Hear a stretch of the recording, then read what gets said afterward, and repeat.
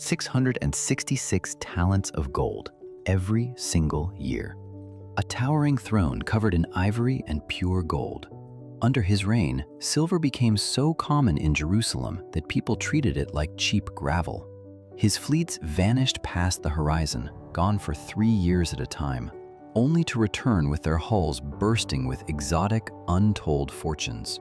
His wealth did not just make him rich, it rivaled the fortunes of the wealthiest empires to ever exist. Yet, at the absolute peak of this golden age, as gold literally lined the walls of his palace, the wisest man on earth began to quietly break the very laws meant to protect his soul. And by the end of his life, King Solomon would write a single, devastating sentence that stunned the world. How rich was King Solomon in today's money? To measure the scale of King Solomon's wealth, we must start with a highly specific number recorded in the ancient texts: 666 talents of gold. This was not his total net worth.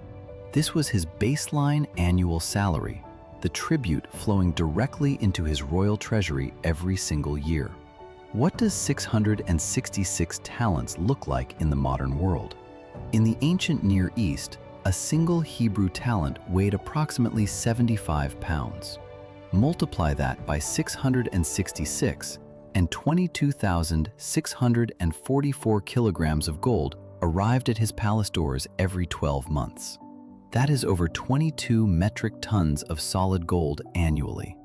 Based on current 2026 gold spot prices hovering around $130,000 per kilogram, Solomon's annual gold revenue alone equals approximately $2.94 billion every single year.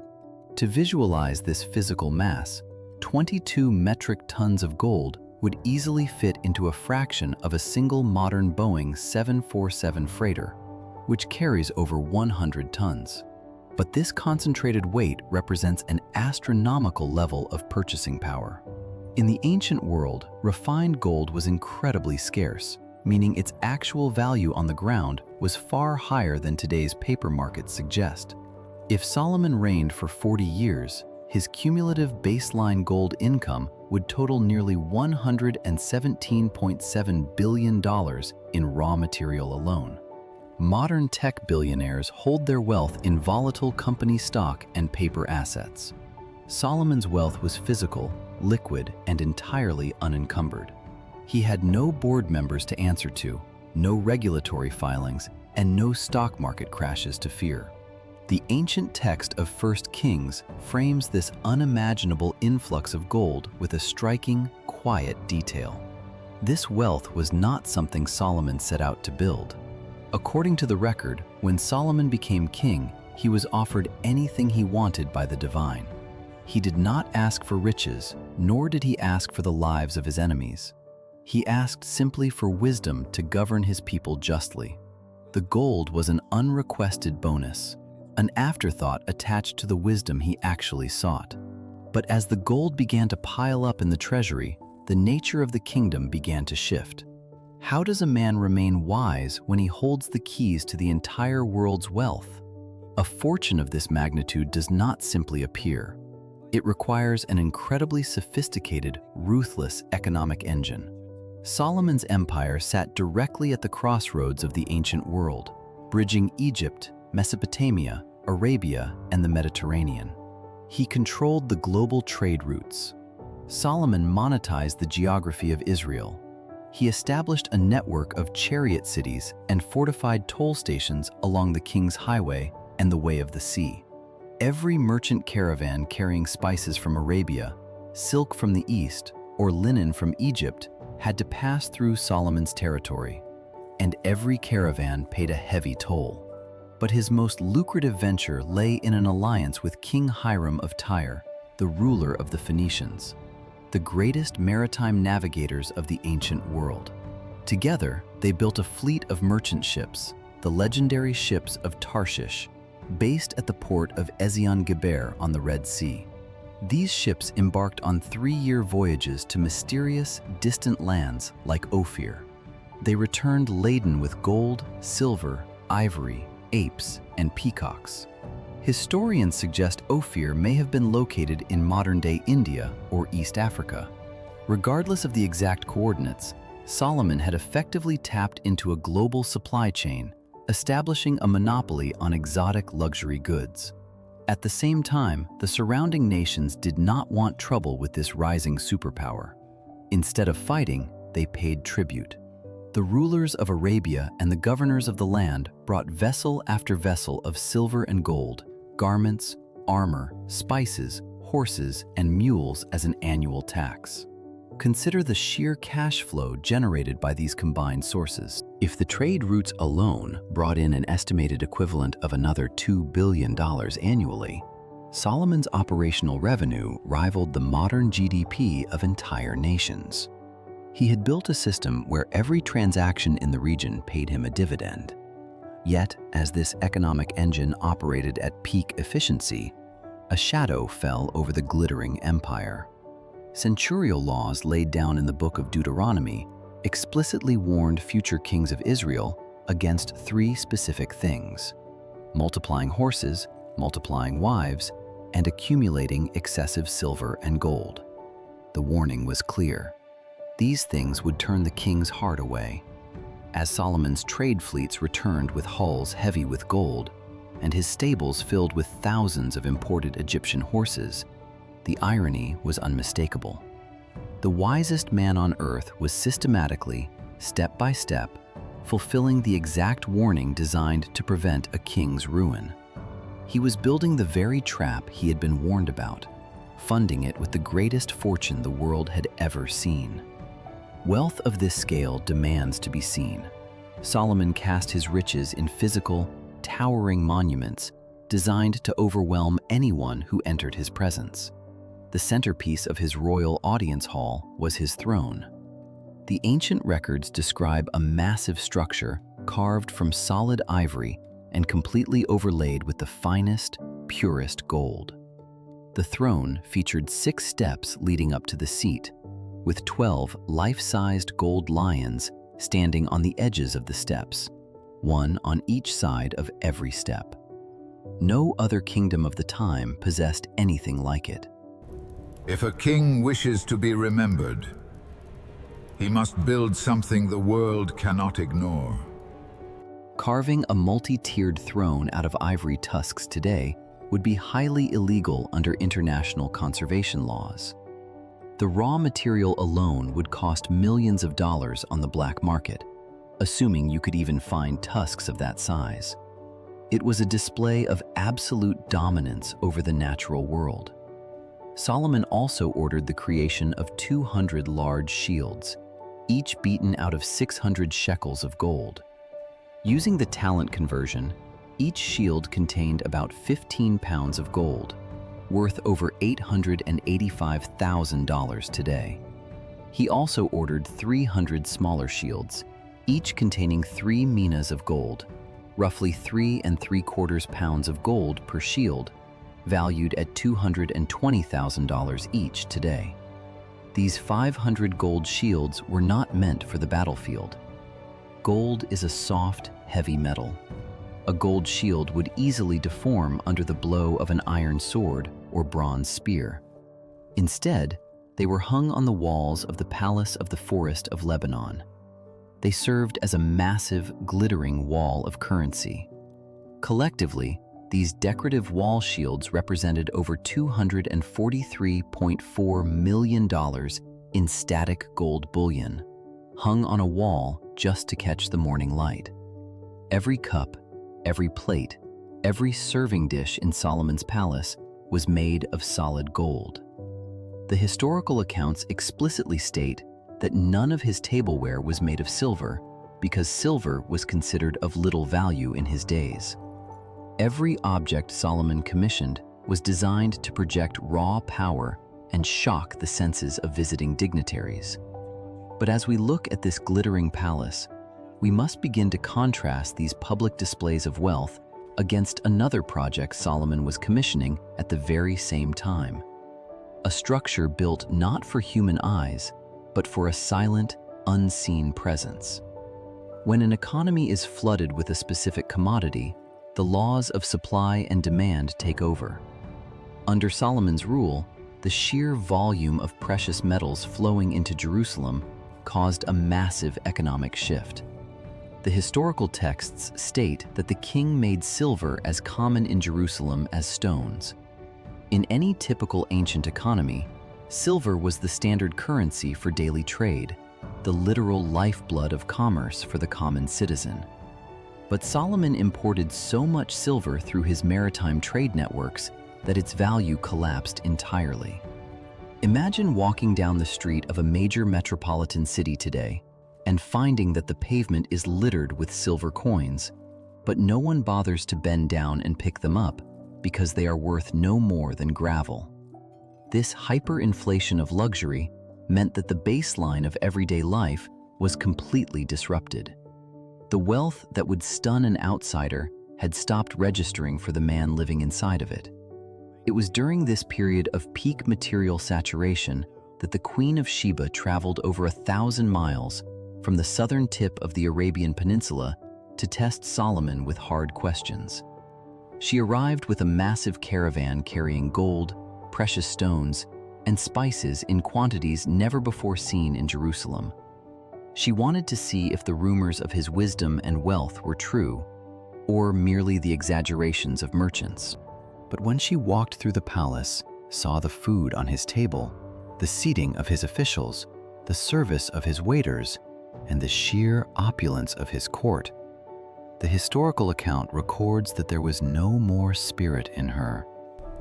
Behold, the half was not told me.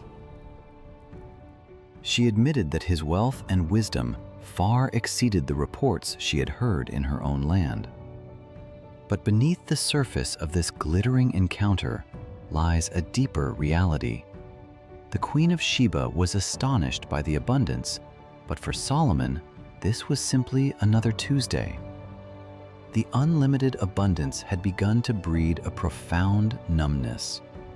The wealth that took the breath away from a foreign queen was no longer registering to the king himself. This represents the first real crack in the armor of the Golden Empire. And here is what is truly crazy. The temple, with all its legendary gold and holy reverence, was not actually the project that took Solomon the longest to build. Just as we think of Solomon's story as a simple documentary about accumulating wealth, we have to look at what he actually built with his money. Why did the project he spent the most time on take a back seat to something else? This is no longer just an investigation into a royal treasury. It is an engineering investigation into one of the most massive, logistically complex building campaigns in human history. To understand Solomon's wealth, we have to look at the sheer scale of his construction sites, the logistics of his labor force, and the staggering modern costs of his architectural ambition. Solomon turned his entire kingdom into a massive construction zone. His two crown jewels were the Temple of Yahweh and his own royal palace, known as the Palace of the Forest of Lebanon. To build the temple, Solomon did not rely on local resources. He contracted King Hiram of Tyre to harvest legendary cedar and cypress trees from the mountains of Lebanon. Ancient loggers had to fell giant cedar trees in the rugged Lebanese mountains, drag them down to the Mediterranean Sea, assemble them into massive wooden rafts, float them down the coast to the port of Joppa, and then haul them up the steep, mountainous terrain to Jerusalem, a rise of over 2,500 feet above sea level. To pull off this single logistical feat, Solomon conscripted a labor force of 30,000 men from all of Israel, sending them to Lebanon in shifts of 10,000 a month. At the same time, Solomon had 80,000 stonecutters working in the hills, quarrying massive blocks of high-quality stone, and another 70,000 carriers to transport them. To manage this massive army of workers, he employed 3,300 foremen. That is an active construction workforce of over 180,000 men. In 2026, managing a construction force of that size would make Solomon one of the largest employers on the planet, comparable to the workforce needed to build the world's most massive infrastructure projects, like the Panama Canal expansion or the Beijing-Daxing International Airport. What would this cost today? If we pay those 80,000 stonecutters and 70,000 carriers a modest, modern living wage of $40,000 a year, the labor cost alone for this project would exceed $6 billion annually. Over the course of the temple's construction, the labor payroll alone would surpass $42 billion. And the materials were even more expensive. The stones were not rough rocks stacked together. They were massive, fully dressed ashlar blocks, pre-cut at the quarry so precisely that no hammer, chisel, or iron tool was heard at the temple site while it was being built. The temple walls were then lined with cedar boards, completely hiding the stone, and then every single square inch of the interior was overlaid with pure gold leaf. The cost of sourcing that much old-growth Lebanese cedar, which is now a highly protected and endangered species, combined with the hundreds of tons of gold cladding and the precision stonemasonry, would make the temple one of the most expensive single buildings on Earth, easily exceeding $50 billion in 2026 currency. But then we look at the timeline. The temple, the house built to contain the very presence of God, took exactly 7 years to complete. But Solomon's personal palace, the Palace of the Forest of Lebanon, took 13 years to build. He spent nearly double the time, double the labor, and double the resources building his own house than he did building the house of God. The engineering timeline itself makes the point. The priorities of the king had silently, structurally shifted. The wisdom that was given to him to serve others had been fully redirected to serve his own comfort, his own legacy, and his own monument. In the end, the true cost of Solomon's wealth was not measured in talents of gold or metric tons of silver. It was paid in the currency of his own kingdom's stability. To fund his relentless building campaigns, his massive standing army of chariot cities, and his luxury court, Solomon had to levy crushing taxes on the 12 tribes of Israel. Even worse, he instituted a system of forced labor among his own citizens. The very people who had been freed from slavery in Egypt were now being conscripted by their own king to build his private monuments. As the physical gold in his treasury grew, the invisible debt of his people's resentment grew right alongside it. The nation was fracturing under the weight of his glory. They marvel at the gold. I have begun to wonder what it is really worth. In the final years of his life, the Bible records that Solomon's heart was turned away. His many foreign wives introduced the worship of foreign gods, and Solomon built high places and shrines for them throughout the hills surrounding Jerusalem. The man who had built the temple of the one true God was now building temples to rivals. When Solomon died, the glittering facade of his empire collapsed almost instantly. His son, Rehoboam, refused to lighten the heavy tax burden his father had established. In response, 10 of the 12 tribes rebelled, fracturing the kingdom forever. Within 5 years of Solomon's death, Shishak, the pharaoh of Egypt, marched on Jerusalem. He swept through the city, entered the royal treasury, and carried away the legendary gold shields Solomon had hung on his palace walls. The great fortune of King Solomon, built over 40 years of trade, toil, and tribute, was gone in a single military campaign. To replace them, Rehoboam had to make shields of bronze. a cheap, dull imitation of his father's gold. We are left with an open question. The asymmetry of the 7-year temple versus the 13-year palace stands as a silent monument to human nature. Was the unimaginable wealth of King Solomon a blessing of divine wisdom, or was it the ultimate test, a test that even the wisest man on earth could not pass? Perhaps the final assessment is best left to Solomon himself. In the book of Ecclesiastes, looking back on a life of limitless silver, golden thrones, and monumental achievements, he wrote a line that has echoed down through the centuries. I looked on all the works that my hands had wrought, and on the labor that I had labored to do, and behold, all was vanity and vexation of spirit, and there was no profit under the sun. Solomon measured his wealth in tons of gold. Jesus built some of his most powerful teachings around a single silver coin. Why? Because that one small denarius determined whether an ordinary family ate or went hungry.